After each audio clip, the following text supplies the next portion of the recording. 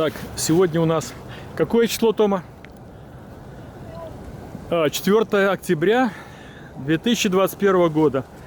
Вот мы, одноклассники, пришли навестить. Был вчера день учителя, значит, пришли навестить нашу бывшую классную руководительницу Лидию Николаевну Левикову на кладбище в Русино, город Барановичи. Вот мы с Томой созвонились, встретились, приехали. И вот навещаем. Значит, здесь вот похоронена наша классная руководительница, которая воспитывала нас с 6 класса, да? С 6 по 10 класс. Была у нас здесь ее муж, летчик бывший, Левиков Григорий Аполлонович. А сама Лидия Николаевна, она вообще человек легендарный, имела такой, у него сколько орденов там на фотографии видно. Она была разведчица. В 42 году. Она вообще родилась на Брянщине. Вот, значит, в 42 году, совсем молодой, вот она 24 года, сколько ей, 18 лет, да, было. Она, значит, добровольцем уходит в спецшколу разведчиков, оканчивает эту школу и, значит, ее забрасывают, так сказать, вместе с разведгруппами в тыл врага. И вот она, значит, это такое было ее боевые, так сказать,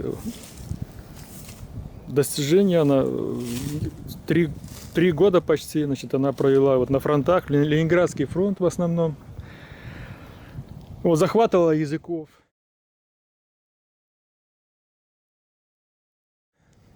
В том числе есть фото ее молодой, какая она была в те годы.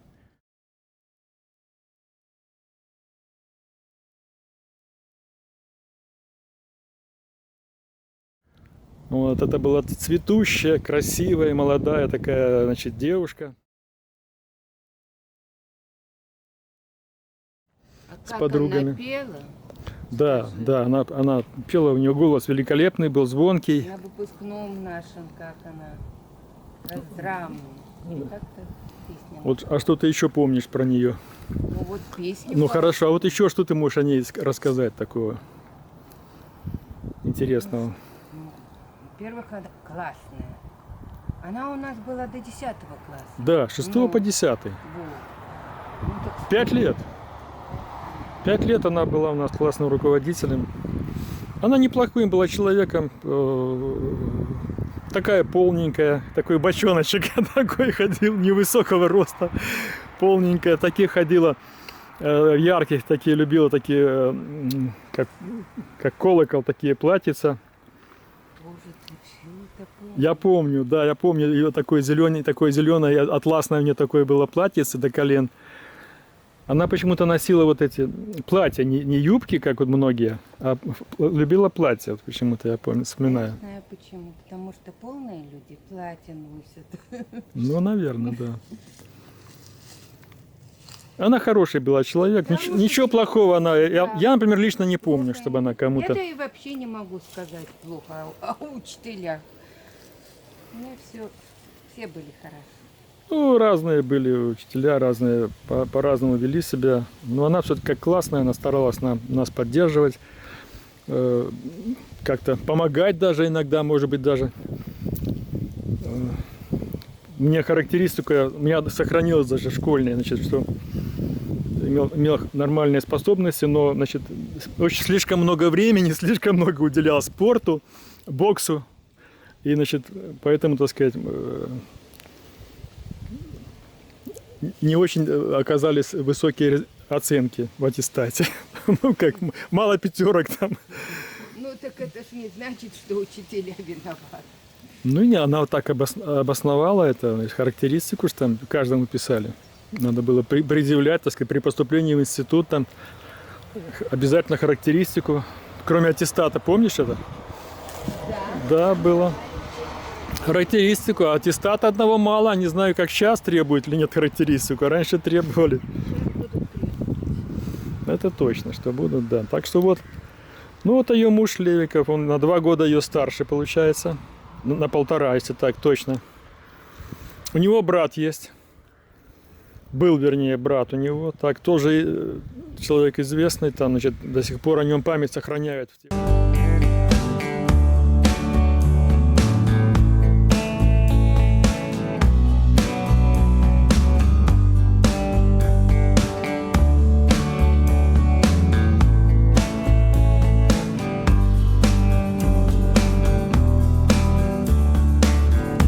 Люди известные. Ну, я помню, что у нее был сын, если ты помнишь.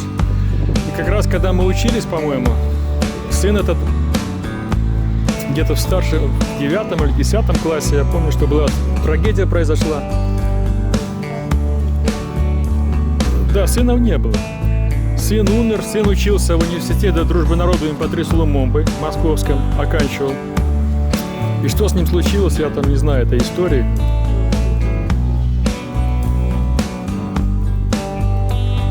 Ну, дочка, я вижу, что она в Одноклассниках есть. Мне ее предлагают в друзья иногда, появляется фотография, она очень похожа на свою мать. Копия.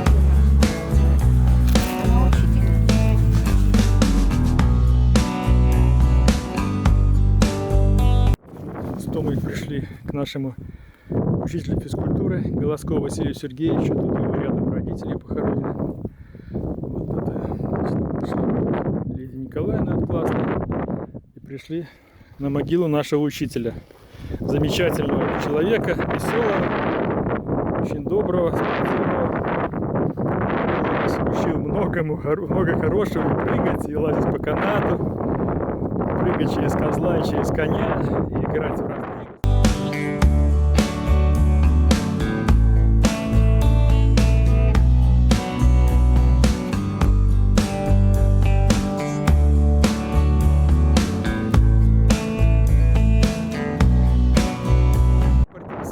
спортивным человеком.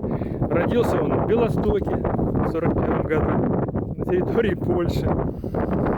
Фамилия была его первоначально. Потом, когда сюда приехали к Барановичам уже в 1946 году, они переоформляли документы, и они, значит, немножко изменили свою фамилию. Вот Сергей Максимович, его отец, еще когда жили они в Белостоке, он тогда уже занимался спортом, участвовал в пробегах различных там.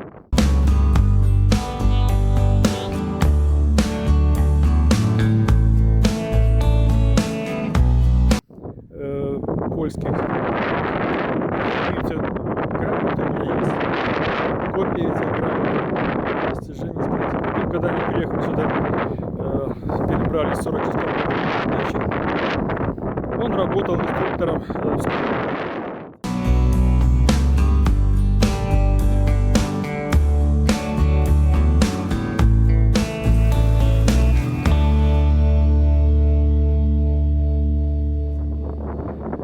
Вася занимался спортом, играл в хоккей.